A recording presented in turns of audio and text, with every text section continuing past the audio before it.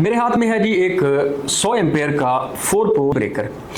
ये बेसिकली हम solar system लगाने के बाद घर के बाहर मीटर के पास लगाते हैं, यानी मीटर के बाद जो वायर आपकी लोड को जा रही है उसके दरमियान में सर्किट को किसी भी टाइम इंटरप्ट करने के लिए या वहाँ से कंट्रोल करने के लिए ये ब्रेकर लगाया जाता है।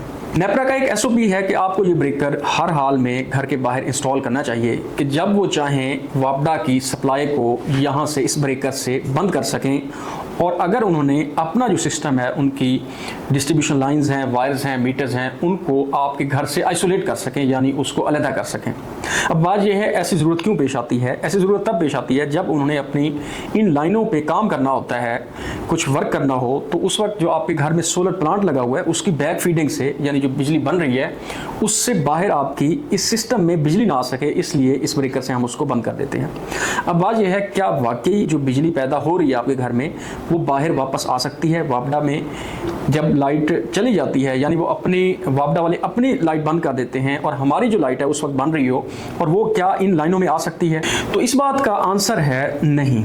अब आजकल जितने भी जदीद इन्वर्टर आ रहे हैं उनमें एक फीचर आ रहा है anti आइलैंडिंग feature.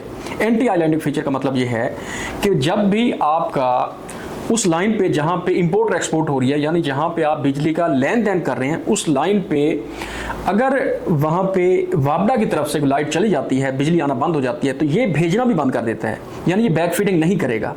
On grid system तो वैसे ही बंद हो जाता है। जो हाइब्रिड सिस्टम है वो चूंकि लाइट जाने की सूरत में भी चलता रहता है, लेकिन उसका एक्सपोर्ट वाला जो फंक्शन है वो डिसेबल हो जाता है, यानी जो बिजली बन रही होगी वो अपने घर में इस्तेमाल होगी लेकिन वापस नहीं जाएगी। आजकल के जितने भी इन्वर्टर आ रहे हैं उन सब में एंटी आइलैंडिंग फीचर है, तो वो एक्सपोर्ट हमारी डिसेबल कर देता है, यानी आपकी जो बिजली है वो वापस नहीं जाती, तो आपका सोलर प्लांट वापस जो वापडा की लाइनें हैं उसमें नहीं भेज रहा होता। तो ये डिस्कनेक्ट स्विच ना भी लगाएं तो आपका सिस्टम चल सकता है।